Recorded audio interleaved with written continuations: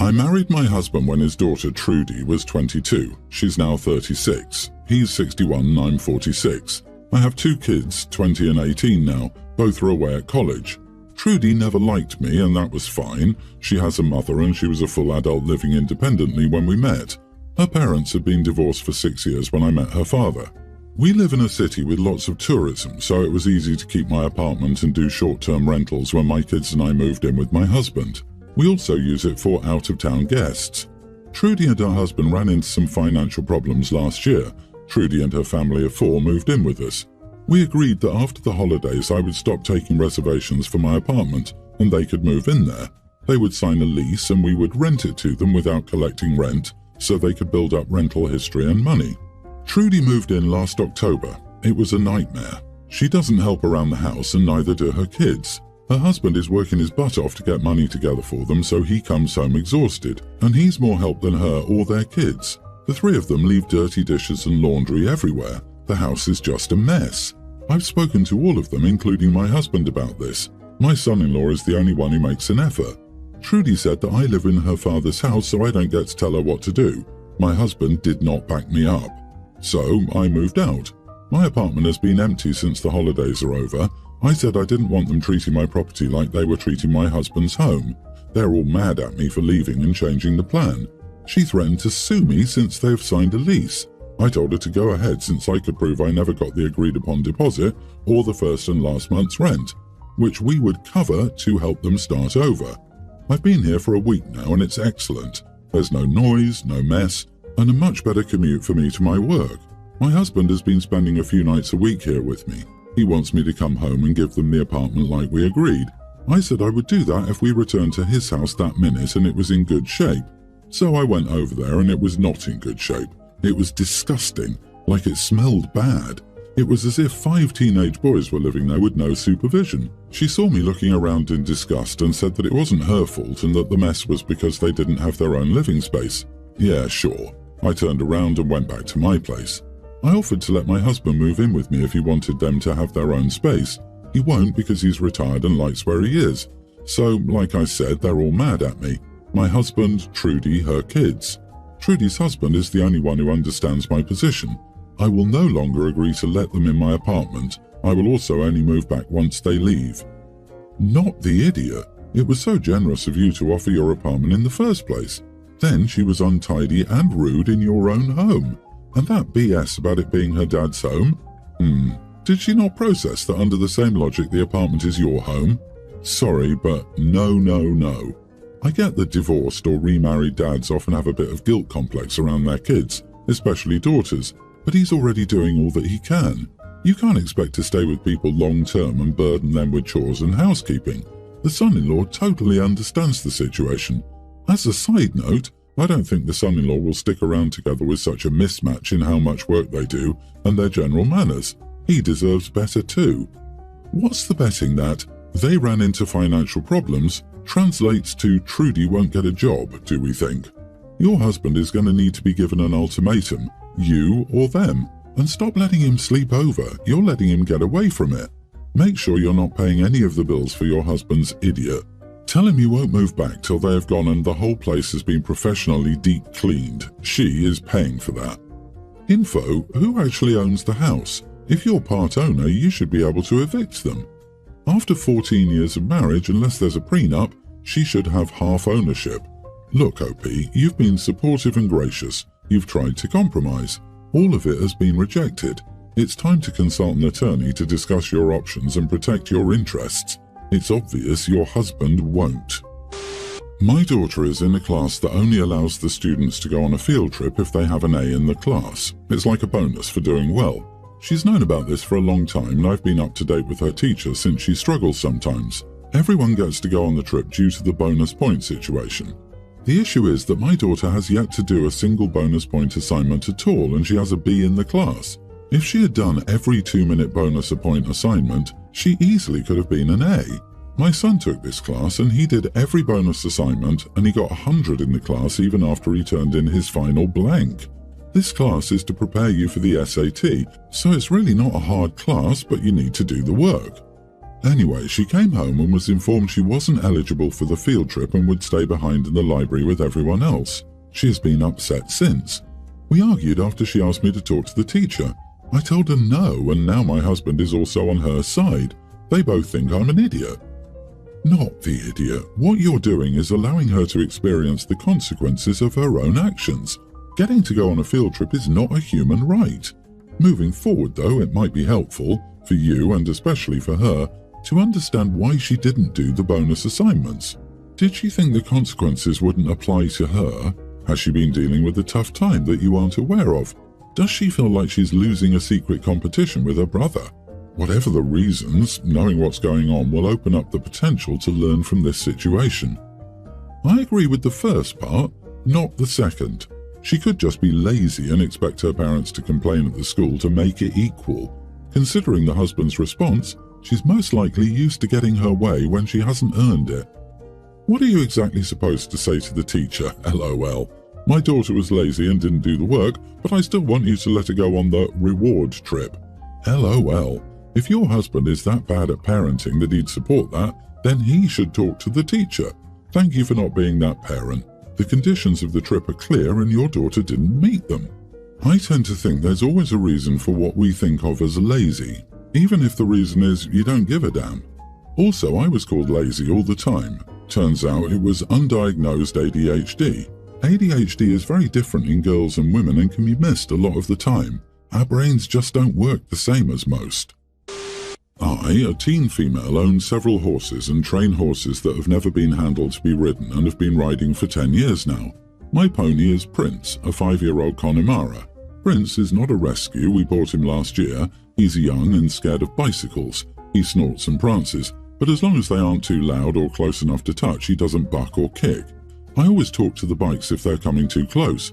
I normally do this by saying, "Excuse me, can you slow down? He's scared of bikes." But I often don't need to. I rode him down one of my favourite trails, about 2 meters wide. We meet a bike on here about once every time I go down there. He's never misbehaved and I think it helps desensitize him. However, that day, a rainy Sunday when it would normally be deserted, there were around 30 teens on bikes with headphones in so they couldn't hear me. When I realised there were more than usual, I couldn't turn around because he gets far more upset when they come from behind. I pulled him off the path and walked him along the thin grass verge to try and get him as far from them as possible. I considered dismounting, but he tends to get more agitated and less easily controlled on the ground.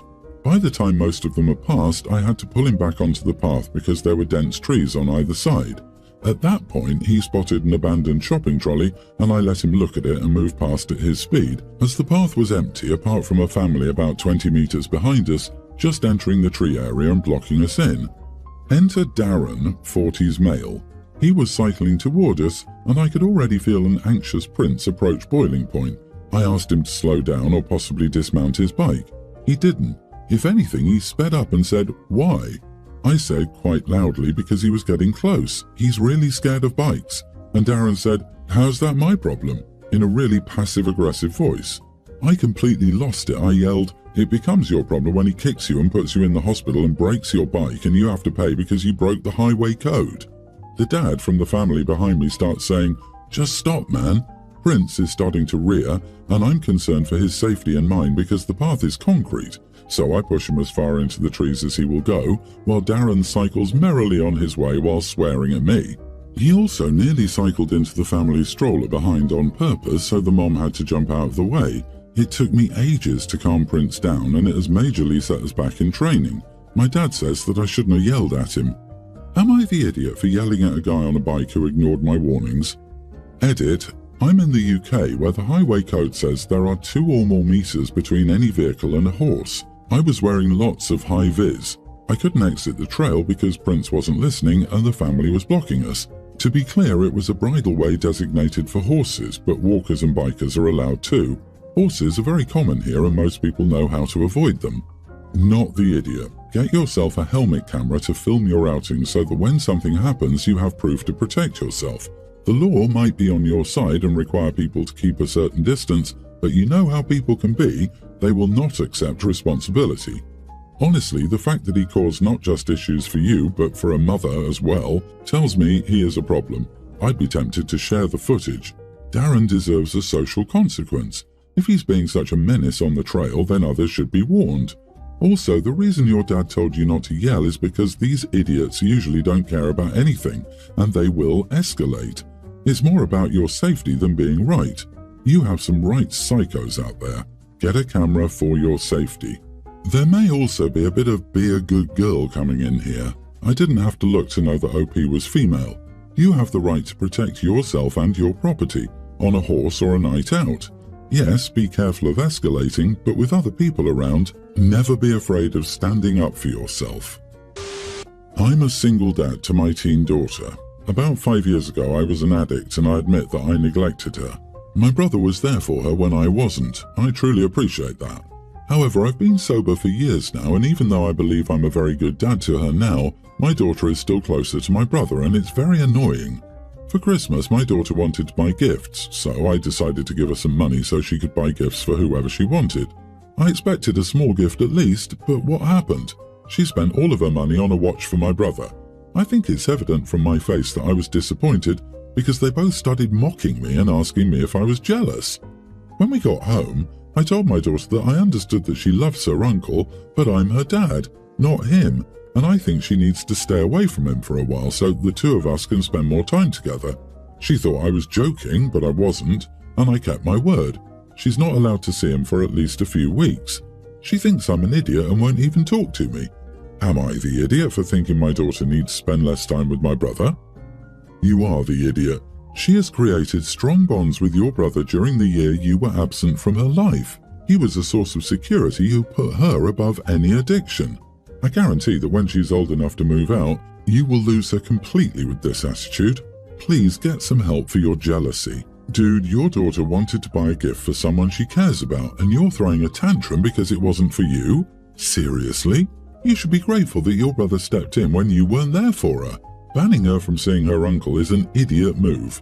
Get over yourself and be glad she has people who care about her. Yeah, the fact that you're making this her fault is so appalling and selfish.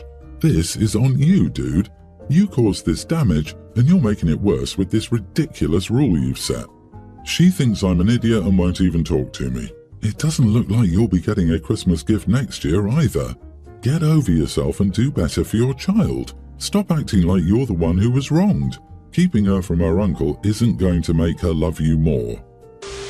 I've been with my partner for nearly 3 years and we've lived together for 2 years. I have no family or friends in the town I currently live in, whereas my partner has her parents and many friends here. We moved into a new apartment 4.5 months ago and signed a 1-year lease because we love the apartment. The landlord prefers long-term tenants, so he wouldn't do a 6-month lease. The lease is in both of our names and the landlord has our bank details. For rent, we both send half each. I noticed that we seem more like friends than a couple, so I tried sitting down with my partner to discuss my concerns, but she just brushed them off and said we were fine. I tried talking to her again a couple of weeks later, but she dismissed my concerns again.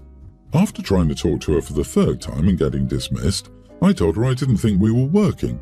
She asked what this brought on, and I told her I'd been trying to talk to her about my concerns and she refused to listen. She just repeated that that was because everything was fine. I just told her that it wasn't, and that's what I've been trying to talk to her about. I mentioned that since we were both still on the lease for 8 months and neither of us could afford to break the lease, the charge for this is 4 months' rent, I said I would stay on the couch. She said no and that she would move out and move back in with her parents. I said that was fair enough and she said I would pay all the rent. I told her that she's still on the lease, so the landlord is still going to expect her to send her half each month and that just because she moves out, it doesn't mean she's not liable. She said she wouldn't be paying. I told her I would advertise for a roommate, but until then I would expect her half to be paid. She said that she shouldn't have to pay for an apartment she isn't living in, and I just mentioned that moving out doesn't take her off the lease. She just said I was being cruel and unreasonable by forcing her to pay the rent. Am I the idiot for still expecting the rent to be paid? I'm going with you are the idiot. Yes, she's a party to a binding agreement, but that was based on your relationship and decision to live together. While you have legal grounds, you're still the idiot in this situation, as her only option is to continue living with you despite not being in a relationship. You decided the relationship wasn't working. Will she start paying rent again if he also moves out a month later? They rented under the assumption that they would pay the rent together. Why should she be able to back out of a binding agreement and leave him with a rent he possibly cannot afford and an apartment of a size he doesn't need. OP, you're not the idiot. She's the one who decides to bail on the relationship, and now she thinks she's off the hook for rent just because she's moving out. What planet is she living on? You're absolutely in the right to expect her to fulfill her commitment to the lease until you find a roommate. She's being unreasonable and trying to shirk her responsibilities.